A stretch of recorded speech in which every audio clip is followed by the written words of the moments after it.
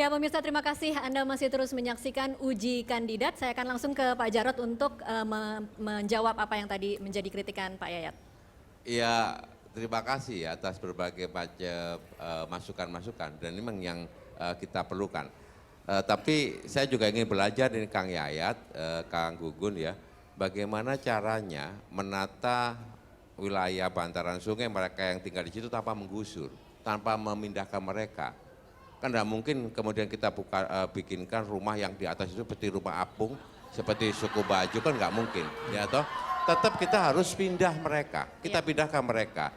Prosesnya memang komunikasi. Kalau kita ingin cara instan, paling gampang, itu langsung kita bersihkan, kita kasih ganti rugi. Paling gampang itu instan, tapi tidak mendidik. Karena mereka tidak akan pernah mendapatkan rumah susun yang lebih manusiawi. Oke, Pak Jarod, kalau yang selama ini terjadi, diakui tidak bahwa komunikasi itu mungkin masih kurang mendalam terhadap masing-masing warga yang ada di situ? Komunikasi itu dilakukan bukan hanya oleh gubernur, wakil gubernur ya, tapi juga jajaran di bawah. Dan itu biasanya intensif. Terus kita lakukan. Sebelum ada pembongkaran, itu selalu ada surat peringatan SP1. Berapa lama SP2.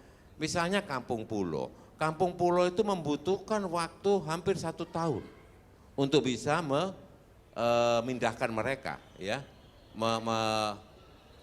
merobohkan, menata lingkungan situ, hampir 1 tahun. Nah, persoalannya adalah kalau memang tadi sampaikan ada satu kantong beberapa kelompok aja yang nggak setuju, sedikit saja. Apa kita juga harus sampai 100%? Tidak ada, susah. Oke. Mungkin ada hal yang perlu diperbaiki pada teknik ke depan. Pertama satu, relokasi sebaiknya jangan terlalu jauh. Kita belajar dari Kampung Pulo ke Jatinegara Barat. Artinya tetap pada dekat sumber ekonomi mereka. Dekat dengan sekolah, fasilitas dan kekerabatannya masih bisa terjaga.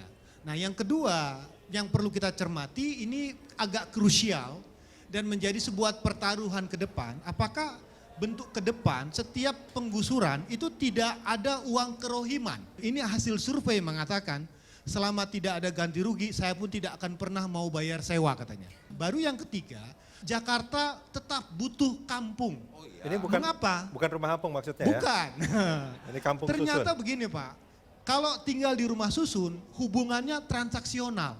Siapa yang bisa sewa, dia yang bisa bertahan. Tetapi kalau di kampung itu membangun nilai.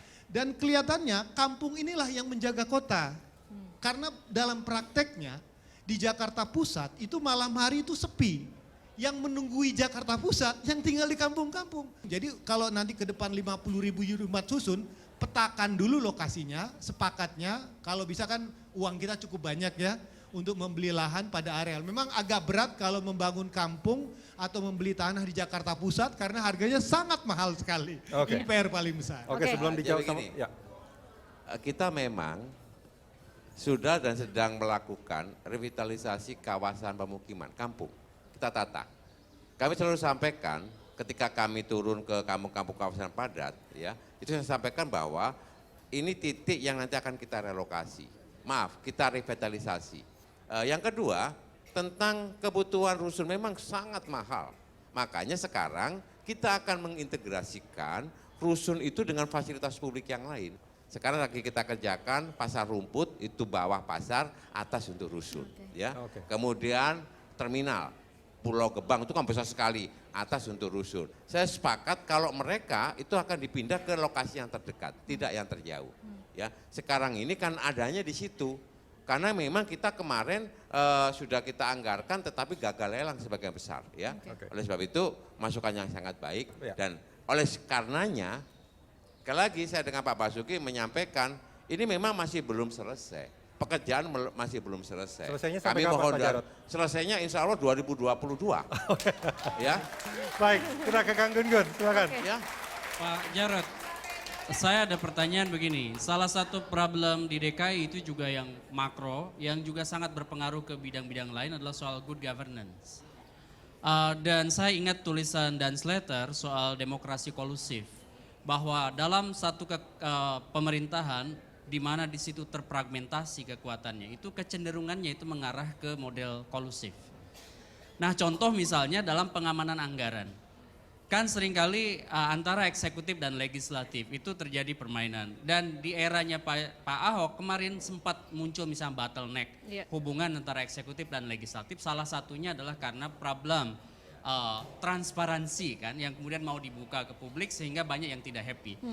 Saya ingin tahu sebenarnya seperti apa besok tata kelola pemerintahan terutama dalam menyikapi pola hubungan eksekutif Baik. dengan Itu legislatif. dilematis itu ya? Ya sangat dilematis. Oke, Dilematis. silakan Pak Jarod. Ya, di awal saya masuk akhir 2014 itu memang sempat tegang. Ya. Tapi sekarang kami lihat 2016 kemarin sudah mulai bagus. Sudah ada pemahaman yang sama, visi persepsi yang sama antara kita dengan legislatif, teman-teman di dewan ya. Yang kita ciptakan adalah sistemnya. Ya, sistem penganggarannya harus kita samakan persepsinya.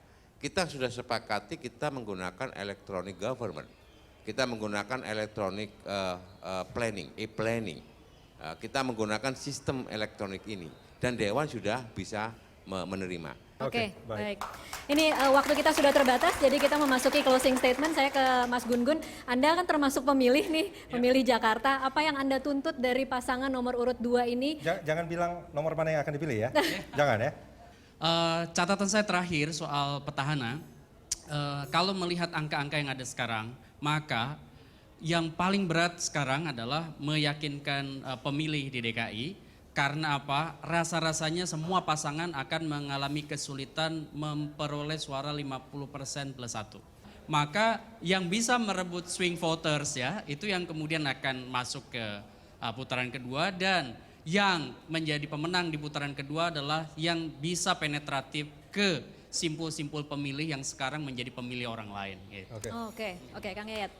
Kerja bagus mungkin akan bisa menjadi bermasalah ketika persoalan kesantunan dalam berkata itu menjadi sebuah problem karena memang masyarakat kita itu agak susah menerima sesuatu yang kurang pas gitu.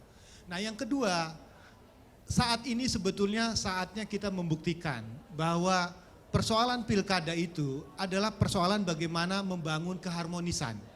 Jadi jangan sampai masyarakat ini ketika selesai pilkada segeralah kita kembalikan untuk membaluh kembali segala sesuatu yang menjadi akar perpecahan yang selama ini terjadi. Karena kerja keras kita bukan sekedar membangun fisiknya, tetapi membangun manusianya. Oke. Membangun kota adalah membangun manusianya. Oke, jangan sampai setelah pilkada kemudian kita terbelah-belah begitu ya, Oke. Pak Yayat. Oke, silakan Pak Jarod. Satu lagi mungkin sebelum di closing.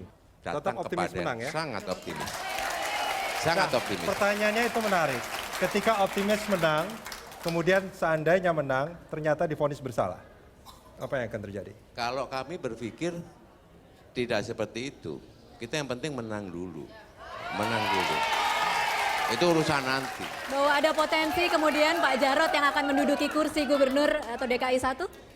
Semua orang itu pasti punya ambisi, cita-cita. Tapi selalu saya membatasi diri, janganlah kita menjadi orang yang ambisius. Ada tahapannya sendiri. Kita serahkan kepada kekuasaan Allah Subhanahu wa taala, Tuhan Yang Maha Esa.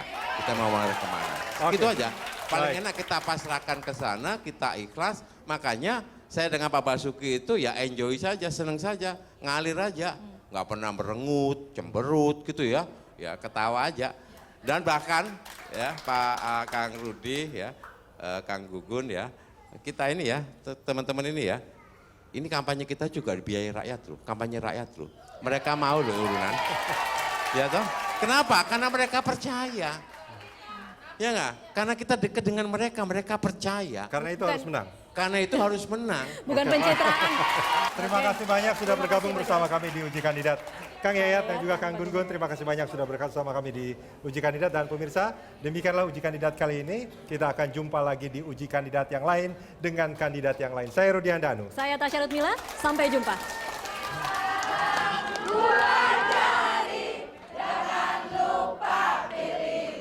Action.